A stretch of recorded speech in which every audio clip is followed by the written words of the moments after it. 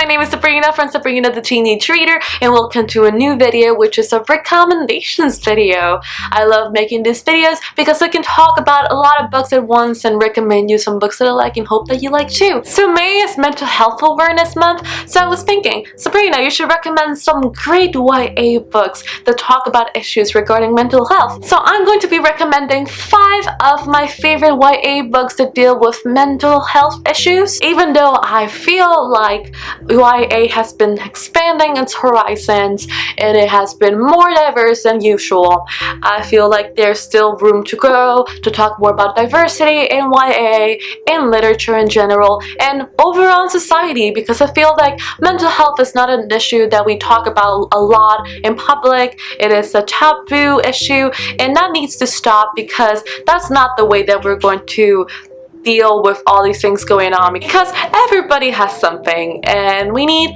these books and we need conversation to feel identified and feel that we are not alone. And that is what these books have made me feel. I just wrote an article for the Odyssey dealing with this topic of mental health awareness. I will link it down below. So without further ado, let's recommend some books. So the first book that I'm going to be talking about is All the Bright Places by Jennifer Niven.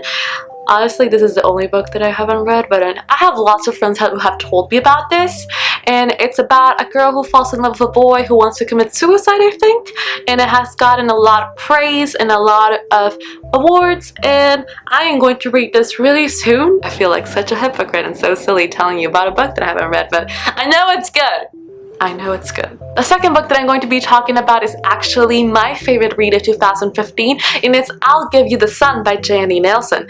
This book deals with a lot of things. So this book is about the two twins who are artists, Noah and Jude, and it takes the point of view of Noah, the boy, from the past, and from Jude, the girl, from the present, and some really traumatizing things happened for them to separate, and it's really artsy and angsty and beautiful, and this edition is actually the most beautiful edition, by the way, but it deals a lot with the issues of depression and loss and PTSD, a little bit of PTSD, and I really like this. It's a beautiful way to see how people think, and I heavily recommend this. This book is called Love Letters to the Dead by Ava Delaria. It is about a girl who is starting her freshman year of high school, and she's going through really rough stuff, and she writes letters to dead people like Kurt Cobain and Janis Joplin and Amy Winehouse, etc., and she just tells her experience, and honestly, it's really similar to another book that I recommend dealing with mental health, The Perks of Being a Wallflower, but I mean, Simon Trotsky, or whatever you say his name, blurbed it, and it's like this girl's mentor, so I still liked it anyways. So this book deals a lot with anxiety, depression, social isolation, and agoraphobia, and PTSD, because this girl goes through some heavy stuff, believe me. Was so immersed in this book that I couldn't put it down until 3 in the morning. Of all these books that I'm going to be showing you guys, this is a bit the most triggering because it also deals with some abuse and violence.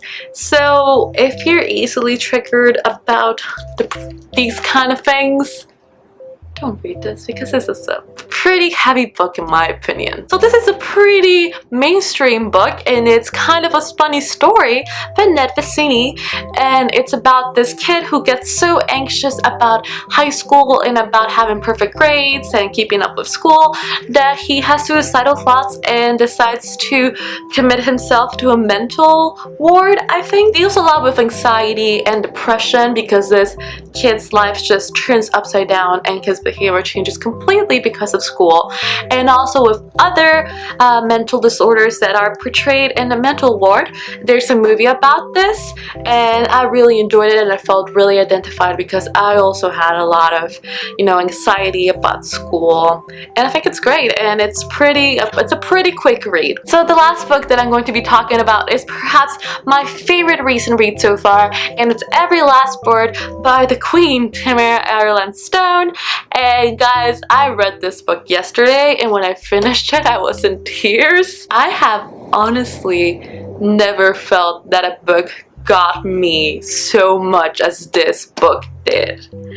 And here's why. Every Last Words follows the story of this girl named Sam. So Sam / Samantha suffers from purely obsessive compulsive disorder, or otherwise known as OCD, which you may know it or not is the same disorder that I have. And when this book came out, I was like, whoa, book that deals with my issues?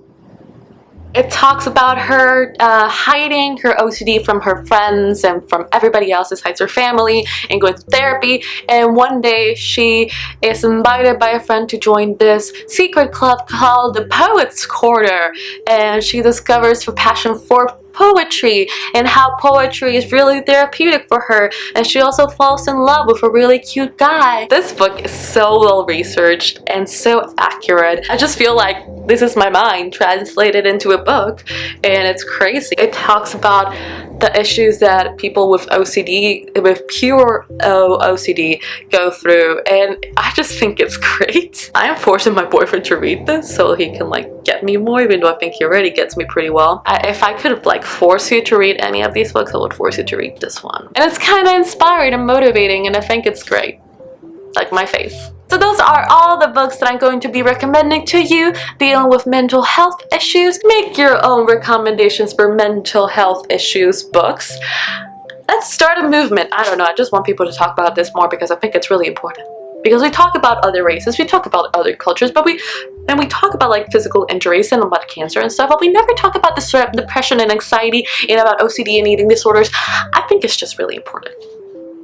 Wow, Sabrina, the spokesperson of mental health. People are gonna take you so seriously. But that's me, and you love me, I hope. I mean, you're still here, and I appreciate that. And so in all seriousness, guys, everybody goes through some hard stuff in one point of their lives, and it's okay to not be okay.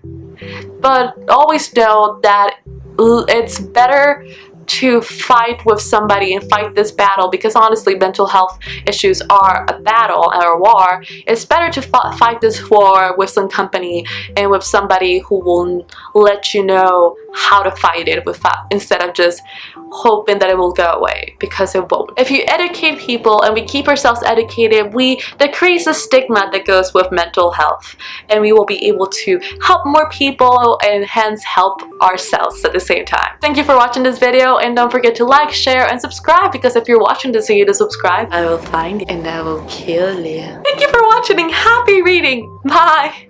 Now I've learned to embrace it, and it's now part of who I am. I don't let it define me. It's not a label, it's not an identity, but I know that I have it, and I don't